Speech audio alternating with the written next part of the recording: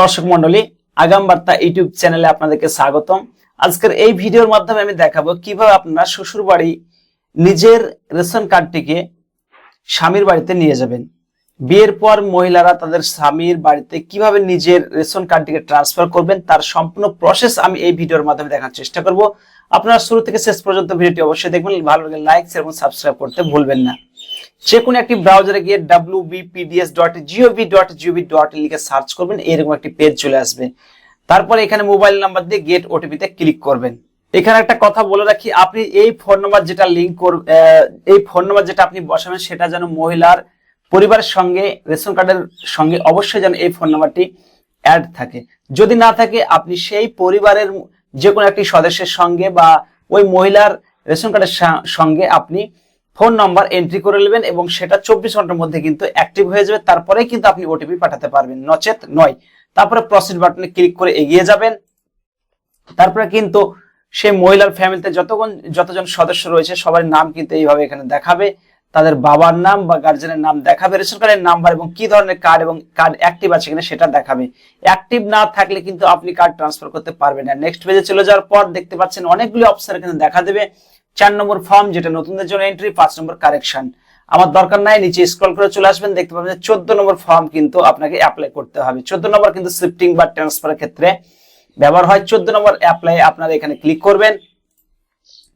এরপরে এখানে সবার নাম আবার পুনরায় দেখাবে। এইখান থেকে যে মহিলাকে আপনি ট্রান্সফার করতে চাইছেন তার নামটা এখানে সিলেক্ট করার পর নেক্সট বাটনে ক্লিক করবেন। এরপরে এখানে নেক্সট বাটনে তার সমস্ত তথ্য কিন্তু আপনাকে এখানে দেখাবে। এইখানে এইবার বলছে যে হোয়ার অ্যাপ্লিক্যান্ট ওয়ান্টস টু শিফট, অর্থাৎ আবেদনকারী কোথায় ট্রান্সফার হতে চাইছে, অর্থাৎ স্বামীর পরিবারে ট্রান্সফার হতে চাইছে।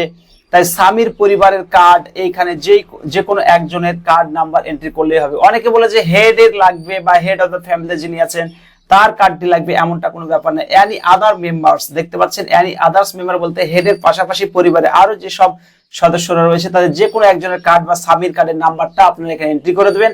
ক্যাটাগরিটা এইখানে সিলেক্ট করবেন। একটা কথা বলে রাখি, এই যে মহিলাকে আমরা ট্রান্সফার করছি, স্বামীর ঠিকানায় যে মহিলা আসছে তার কার্ড যদি আপনার SPHH এখানে দেখাচ্ছে অথচ স্বামীর কার্ড বা স্বামীর পরিবারের কার্ড কিন্তু PHH, সেই ক্ষেত্রে বলে রাখি যে সে মহিলার কার্ড কিন্তু PHH হয়ে যেতে পারে বা স্বামীর টোটাল ফ্যামিলির কার্ডগুলো SPHH হয়ে যেতে পারে, এটা কোনো বিষয় না। এরপরে সার্চে ক্লিক করবেন। তারপরে দেখতে পাচ্ছেন যে এইবার স্বামীর পরিবারের যতজন সদস্যের নাম রয়েছে তাদের সকলের নামগুলো কিন্তু এইখানে দেখাবে। বাবার নাম, রেশন কার্ডের নাম্বার এবং ক্যাটাগরি কি ধরনের রয়েছে সেগুলো দেখাবেন। নেক্সটে ক্লিক করে এগিয়ে যাবেন। এইবার এখান থেকে আপনাকে relation with head of the ফ্যামিলির সাথে যে মহিলাকে আপনি আপনার ঠিকানায় ট্রান্সফার করতে চাইছেন তার সাথে যে পরিবার আসছে সে পরিবারের হেডের সাথে তার সম্পর্কটা কি হচ্ছে। ফাদার ইন ল, অনেকে অপশনটা ভুল করে, অপশনটা এইভাবে সিলেক্ট করতে হবে যে মহিলার কে হচ্ছে, এইভাবে কিন্তু সম্পর্কটা সিলেক্ট করতে হবে। তো মহিলার যেহেতু একটা শ্বশুর হচ্ছে তাই শ্বশুরের ইংরেজিটা হচ্ছে ফাদার ইন ল সিলেক্ট করতে হবে। মা হলে অর্থাৎ মাদার ইন ল, শাশুড়ি যদি হতো মাদার ইন ল, এইরকম কিন্তু আপনারা অপশন সিলেক্ট করবেন। এরপরে দেখতে পাচ্ছেন যে নিজের নাম এবং স্বামীর নাম এখানে শো হচ্ছে। এইখানে reason for shifting to a new family, নতুন ফ্যামিলিতে কোন সূত্রে আসছে সেটা হচ্ছে বৈবাহিক সূত্রে আসছে, তাই বিয়ের অপশনটা সিলেক্ট করার পর চুজ ফাইলে ক্লিক করে বিয়ের সার্টিফিকেটকে খুব সুন্দরভাবে আপনারা স্ক্যান করবেন বা মোবাইলে PDF বানিয়ে কিন্তু আপলোড দিবেন। অসুবিধা নাই, JPG ফরম্যাটও গ্রহণ করবে, কিন্তু এটা কিন্তু 300 KB মধ্যে করতে হবে। নেক্সটে ক্লিক করবেন। এরপর দেখতে পাচ্ছেন এটা বলে রাখি যে PDF বানানোর জন্য কিন্তু আপনার 24 কম্প্রেস PDF অপশন একটা কম্পিউটার রয়েছে, সেইখানে আপনারা কম্প্রেস করে PDFটা বানিয়ে নেবেন। আমি বানিয়ে নিয়েছি। এরপরে দেখতে পাচ্ছেন এইখানে ক্লিক করার পর এই যে আপনার যে টিক বক্সটি রয়েছে ক্লিক করার পর গেট ওটিপিতে ক্লিক করবেন। 120 সেকেন্ড আপনাকে টাইম দেওয়া হবে। ওটিপিটা পাওয়ার পর এখানে সাবমিট করার পর সাবমিট ওটিপিতে ক্লিক করলে কিন্তু আপনার এরকম পেজ চলে আসবে এবং বলবে থ্যাংক ইউ, সাকসেসফুল হয়ে গেছে আপনার সাবমিট।